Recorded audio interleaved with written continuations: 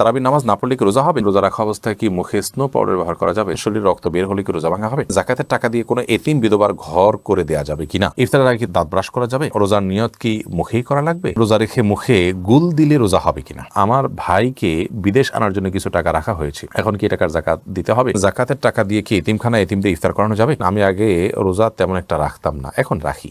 আগে যেগুলো রাখিনি তার কি করা উচিত? রোজা রেখে তরকারির লবণ টেস্ট করে থুতু ফেলে দিলে কি রোজা ভঙ্গ হয়ে যাবে? রমজান মাসে ভিতরের সালাদ কি ইমামের পিছনেই পড়তে হবে নাকি একাও পড়া যাবে? তারাবি নামাজ এক রাকাতে মাসবুক হলে ইমামের সাথে সালাম ফিরাবো নাকি এক রাকাতে দাঁড়িয়ে পড়বো? জুমার দিন মহিলারা কয়টা বাজে জোহরের নামাজ পড়তে পারবে? চলুন আমরা এবার আপনাদের প্রশ্নোত্তর আলোকিত ভবনে প্রবেশ করি। মোহাম্মদ নাইম আপনি লিখেছেন, আমি আগে রোজা তেমন একটা রাখতাম না, এখন রাখি।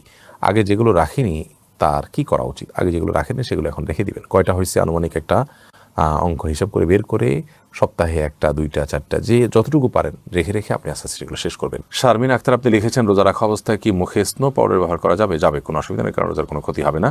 তবে আপনার ঠোঁট হয়ে এটা যেন মুখে না যায় সেটা যেন আপনি চেষ্টা করবেন। এমনি মিজানুর রহমান মিজান লিখেছেন, রমজান মাসে তাহাজ্জুদ নামাজের আগে বিতির সালাত আদায় করা যাবে কিনা? সর্বাবস্থায় বিতির নামাজ সর্বশেষে পড়তে হবে। আপনি তারাবির পরে যদি রাতে তাহাজ্জুদে আরও কিছু নামাজ পড়বেন আপনার ইচ্ছা থাকে, তাহলে সেক্ষেত্রে আপনি শেষে বিতির পড়বেন। জাকিয়া হোসেন আপনি লিখেছেন, একজন নারী কতটুকু স্বর্ণ ব্যবহার করতে পারবেন আর কতটুকু হলে জাকাত দিতে হবে? দেখুন, ব্যবহারের স্বর্ণে জাকাত দিতে হবে, এটাই অধিকতর শক্তিশালী মত। যদি অনেক উলামা ইকরাম বলেছেন ব্যবহারের স্বর্ণে জাকাত দিতে হবে না। অতএব আপনি কতটুকু স্বর্ণ ব্যবহার করছেন এটি ইস্যু নয়। আপনি যতটুকু স্বর্ণ ব্যবহার করছেন এটা নেশাবে পড়ছে কিনা, নেশাবে পড়লে আপনাকে জাকাত দিতে হবে, সেটা কম হোক আর বেশি হোক। যদি নেশাবে হয় আপনাকে জাকাত দিতে হবে। বোরহানুদ্দিন আপনি লিখেছেন, রোজার নিয়ত কি মুখেই করা লাগবে? না, নিয়ত মানে ইচ্ছা করা, এটা অন্তরের বিষয়। আপনি অন্তরে রোজা রাখছেন, আপনার সেই ইচ্ছা আছে, আপনি জানেন আপনি রোজা রাখছেন, এটাই যথেষ্ট, এটাই মনোনিয়ত। শিমু খান আপনি লিখেছেন, জাকাতের টাকা দিয়ে কি এতিমখানা এতিমদের ইফতার করানো যাবে? ইফতার করানোটা তখন জায়েজ হবে যখন ইফতার করার কোনো ব্যবস্থা গরিবের নাই, তখন আপনি জাকাতের টাকা দিয়ে সে অ্যারেঞ্জ করলেন। মূলত জাকাতের টাকা তাদেরকে দিয়ে দিবেন, তাদের প্রয়োজন অনুযায়ী খরচ করবে। আপনি নিজে আইটেম ফিক্স করে দিবেন না যে জাকাতের টাকা দিয়ে তুমি এটাই করো। অনেকে হয়তো মনে করেন যে এটা আমি ইফতার করালাম, এটা একটা মানে দৃশ্যমান কিছু হলো, তাহলে সেক্ষেত্রে তো এটি রিয়া হয়ে গেল, লৌকিকতা হলো, এটি তো গুনাহের কারণ হতে পারে বরং। অতএব এই বিষয়ে আমাদের সাবধান থাকতে হবে। এরপরে আয়েশা সিদ্দিকা লিখেছেন, সাহরির সময় থাকতে ফজরের নামাজ পড়া যাবে কিনা? সাহরির সময় এখনো আছে, তখন ফজর নামাজ পড়তে পারবেন না। সাহরির সময় শেষ, তারপরে আপনি ফজর নামাজ পড়তে পারবেন, কারণ সাহরির সময় শেষ হওয়া মানেই হলো ফজরের ওয়াক্ত শুরু হওয়া। স্বাধীন আইডি থেকে আপনি লিখেছেন, বিয়েতে পাওয়া স্বর্ণের কি জাকাত দিতে হবে? আপনি কোথায় পেয়েছেন এটা ইস্যু নয়, যদি আপনার কাছে 1 বছর থাকে এবং নেশাব পরিমাণ হয় আপনাকে জাকাত দিতে হবে। মিনি বয় করিম আপনি লিখেছেন, ফিতরা আদায়ের সঠিক নিয়ম জানতে চাই, সঠিক সময় জানতে চাই। ফিতরা আদায়ের সঠিক সময় হলো চাঁদ উঠেছে শাওয়াল মাসের, অর্থাৎ ঈদের চাঁদ উঠেছে তখন থেকে নিয়ে ঈদের নামাজের আগ পর্যন্ত, এই টাইমটার মধ্যে, রাতের মধ্যে, সকালের আগে আগে আপনি গরিবের কাছে পৌঁছাবেন। এটা হলো ফিতরা আদায়ের মূল টাইম। এই সময়ের মধ্যে এত অল্প সময়, শর্ট টাইমে ফিতরা আদায় করা যদি কঠিন হয় মনে হয়, তাহলে 2-1 দিন আগেও ফিতরা আদায় করাকে জায়েজ বলেছেন ফুকাহায়ে একরাম। তবে কোন অবস্থাতেই ঈদের নামাজের পরে আদায় করলে সেটি জায়েজ হবে না, যেহেতু হাদিসে সুস্পষ্টভাবে এবারে বক্তব্য রয়েছেন। নবী সাল্লাল্লাহু আলাইহি ওয়াসাল্লাম বলেছেন, ফামান আদ্দাহা ক্বাবলা আল সালাহ, যে ব্যক্তি ঈদের নামাজের আগে ফিতরা আদায় করলো, ফাহিয়া মাকবুলাহ, তাহলে সেটি ফিতরা হিসাবে আল্লাহর কাছে গ্রহণযোগ্য হবে ইনশাআল্লাহ। আর ওয়ামান আদ্দাহা বাদাস সালাহ, যে ব্যক্তি ঈদের পরে আদায় করবে, ঈদের নামাজের পরে, ফাহিয়া সাদাকাত মিনাস সাদাকাত, তাহলে সেটা অন্য 10টা সাদকার মতো একটা সাদকা বা দান হবে, এটা কোনো ফিতরা হিসাবে বিবেচিত হবে না। এর পরের প্রশ্ন হলো, সানজি ইসলাম শশী আপনি লিখেছেন, রোজা রেখে তরকারির লবণ টেস্ট করে থুতু ফেলে দিলে কি রোজা ভঙ্গ হয়ে যাবে? না বোন, এর কারণে রোজা ভঙ্গ হবে না।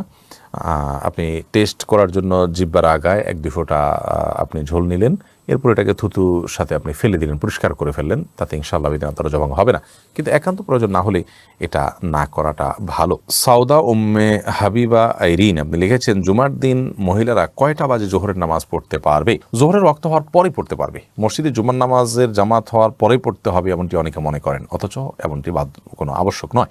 আপনি চাইলে জুমার নামাজের আগেও, অর্থাৎ ওয়াক্ত হয়ে গেছে জোহরের 12টা আজকে জোহর ওয়াক্ত হয়ে গেছে, এরপর থেকে আপনি বাসায় জোহর পড়তে পারেন। সাবিকুন নাহার আপনি লিখেছেন, আমার চোখে ব্যথার কারণে চোখে পানি দেই, এতে রোজা ভাঙার সম্ভাবনা আছে কিনা? জি না, চোখে আপনি পানি দিলে তার চোখের ভিতরে প্রবেশ করছে না, রোজা ভাঙবে না। এমনি সাব্বির মোল্লা আপনি লিখেছেন, শরীরে রক্ত বের হলে কি রোজা ভাঙা হবে? শরীরে রক্ত যদি বের হয় তাহলে এর ফলে রোজা ভাঙা হবে না, তো ওযু ভাঙা হবে। শিপলু আইডি থেকে আপনি লিখেছেন, রোজা রেখে মুখে গুল দিলে রোজা হবে কিনা? ভাই শিপলু, সাধারণত গুল, যেটা যারা গুল খেয়ে থাকেন বা মুখে নিয়ে থাকেন, আমরা দেখি তারা মুখের এক পাশে দিয়ে দীর্ঘ সময়টাকে ফেলে রাখেন।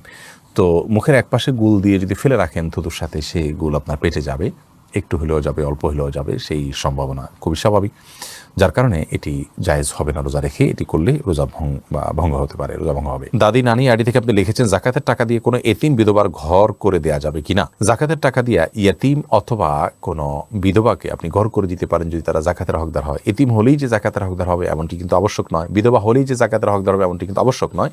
একজন ভদ্র মহিলা, তার স্বামী মারা গেছেন, তিনি বিধবা হয়েছেন, কিন্তু তার এত সম্পদ আছে যেটা দিয়ে তিনি চলতে পারেন, তাহলে সেক্ষেত্রে তিনি জাকাতের হকদার নন। এতিমের ক্ষেত্রে একই কথা প্রযোজ্য। যাই হোক, তো এতিম বা বিধবা যদি জাকাতের হকদার হয়, তাদের যে সম্পদ আছে বা উপার্জন হয় তা দিয়ে তাদের সংসার চলতে কষ্ট হয়, এরকম যদি হয়, তাহলে সেক্ষেত্রে আপনি তাদেরকে জাকাতের টাকা দিতে পারেন। জাকাতের টাকা না দিয়ে তাদের ঘরের নিড থাকে, যে তাদের নিরাপদে থাকার মতো কোনো ঘর নেই, সে প্রয়োজন থাকে এবং টাকা দিলে তারা হয়তো নষ্ট করে ফেলবে, আপনি তত্ত্বাবধান করে তাদের হয়ে ঘর নির্মাণ করে দিলে জাকাতের টাকা দিয়ে এটা জায়েজ হবে। তাহিয়া আপনি লিখেছেন, সাহরির সময় শেষ সময় ঘোষণা করা হলেও যদি পানি খেলে বা অল্প কিছু খেলে রোজা ভেঙে যাবে কি? আর সাহরির সময় শেষ, এটা যদি আপনি নিশ্চিত হন টাইম শেষ হয়ে গেছে, তারপরে যদি আপনি পানি অথবা মেডিসিন বা যাই খান, অল্প যদি খান, তাতে রোজা ভাঙা হবে এবং এই রোজাটা আপনাকে পরবর্তীতে রেখে দিতে হবে। শাহিন আহমেদ আপনি লিখেছেন, আমার ভাইকে বিদেশ আনার জন্য কিছু টাকা রাখা হয়েছে, এখন কি টাকার জাকাত দিতে হবে? যদি 1 বছর সেটা জায়গা আপনাদের হাতে আসার পর 1 বছর আপনার কাছে থাকে, অবশ্যই জাকাত দিতে হবে। কি জন্য রেখেছেন, পারপাস কি, সেটা ইস্যু নয়। টাকা যেন অলল বসে না থাকে, সেজন্য জাকাতের এই বিধানটি রাখা হয়েছে, অর্থাৎ অনেক কারণের ভিতরে এটাও একটি কারণ। এমনি মুস্তাফিজুর রহমান আপনি লিখেছেন, রোজা রাখা অবস্থায় যদি কোনো ব্যক্তি মারা যায়, তাহলে কি তার জন্য বিশেষ কোনো ফজিলত রয়েছে?